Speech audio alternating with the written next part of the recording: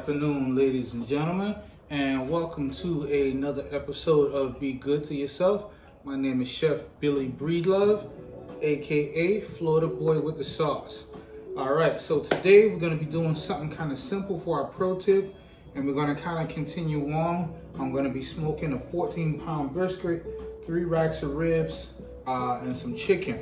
But before we get started, I'm going to show you guys how to mix your salt and black pepper. And how we're gonna season this up, okay?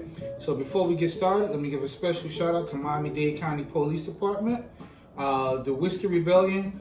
Listen, if you're not a part of the VIP chat, you definitely need to get in on that. Bunch of great guys, we love to have fun. We give each other hell sometimes. Gotta get into it. Moto's Liquor, Miami, Florida. Get in contact with Sasha over there. She'll get you hooked up with all the hard to find stuff.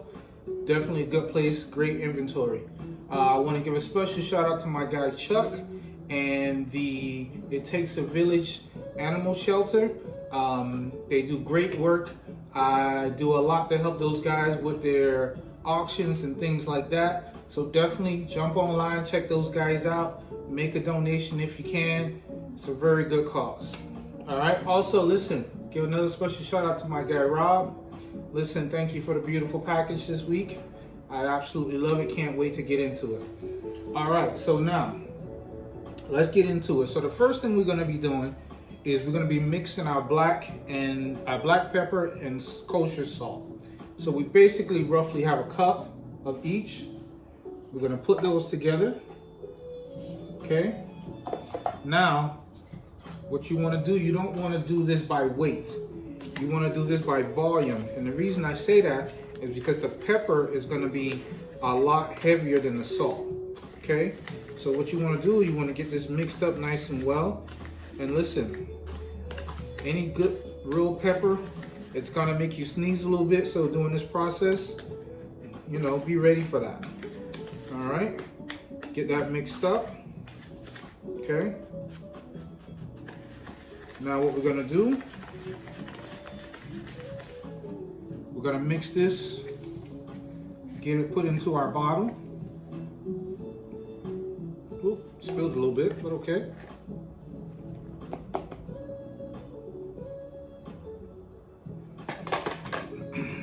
Easy flow.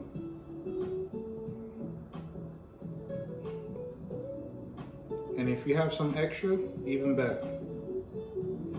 All right, so we're gonna fill this bottle all the way up. And you want to get yourself a decent sized container to do this with, only because you're going to end up using a lot of it. We're going to use quite a bit of it today. So get ready for that. And I'm going to give you guys kind of a close-up view as to what that looks like. Nice and simple, okay? All right. Now, I've already taken the liberty of trimming up my ribs and my brisket. Now you are going to have some leftover fat. We're not going to throw this away. We're going to render this down so we can get beef tallow, okay? And if you don't know about beef tallow, look that up. Okay, so now we got our 14-pound brisket and we got 3 racks of ribs. All right, so now the first thing we're gonna do, we're gonna get something so it sticks right to, the seasoning sticks right to the meat. So we're gonna take a little Carolina honey mustard and we're gonna coat on both sides, okay? And you don't need a lot, you just need some to kind of help things stick. Make sure and get the sides, okay?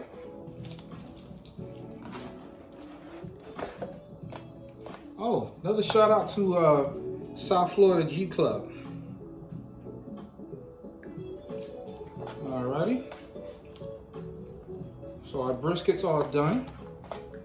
Okay, we're gonna leave that upside down. Now we're gonna take our ribs. We're gonna do the same. And this is just a light coating, okay? Nothing big, because you just wanna get this enough so the seasoning sticks. Okay? Quick, simple, easy, okay? It will impart a little bit of flavor.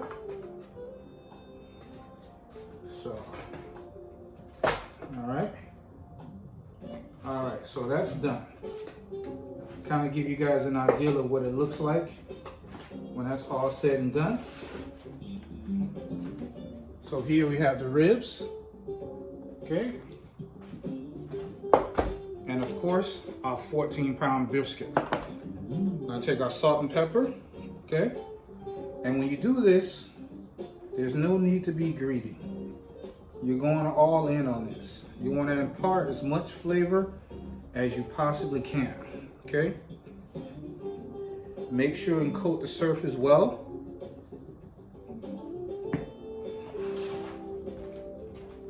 So you guys can see, that's just the back. Now also what you want to make sure and do is once you turn it over, you want to make sure and get the sides as well. Don't leave anybody out of the party. Okay?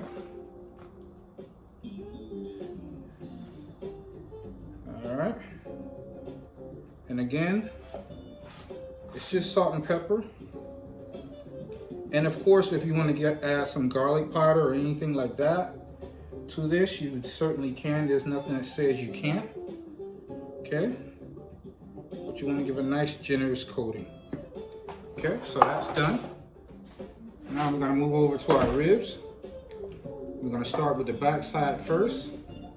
And I recommend doing this in a large baking pan. This way you can kind of keep everything together. Everything's nice and neat. Okay. Doesn't take long if you got yourself a nice size shaker. Goes relatively quick.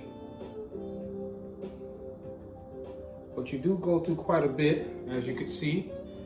Okay, and we still have to do the other side. All right, so we're gonna turn this over.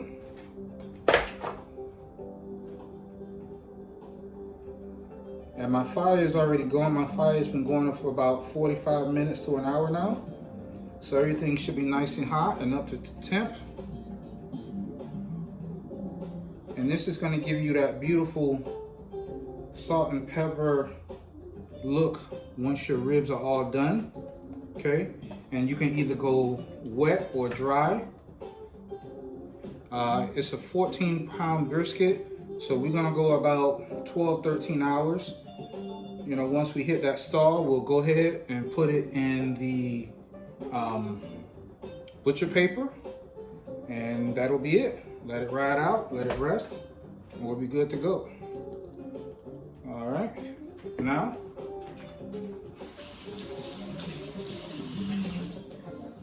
all right, give you guys an idea. Salt and pepper looks nice. 14-pound brisket. All right, beautiful.